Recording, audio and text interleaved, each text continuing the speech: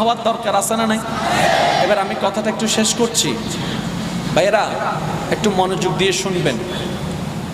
আমার দাদা, আপনার দাদা, দাদা, নানা নানি যারা বিবাহ করেছেন, হাজার কষ্ট করেও কিন্তু ডিভোর্স হয়নি। আমাদের নাতিদের আমলে এসে ডিভোর্স বেড়ে গিয়েছে। আর কোনো সুস্থ ফ্যামিলি ডিভোর্স পছন্দ করে না? পছন্দ করে।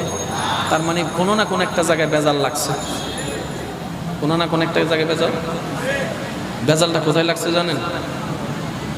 আমরা মদের বোতলে পানি খাওয়া, বুঝেন না? মদের বোতলে বিয়েটা আল্লাহর পছন্দের, যে সিস্টেমে বিয়ে পর্যন্ত পৌঁছাইছে এটা আল্লাহর নারাজির। আমি কি বুঝাতে পারছি আপনাদেরকে কথা? আপনি আমার কথা মানতে না চাইলে এটা আপনার ব্যক্তিগত ব্যাপার। আপনি আগুনে জ্বললে দুনিয়াতে এবং পরকালে আমার কিচ্ছু যায় আসে না।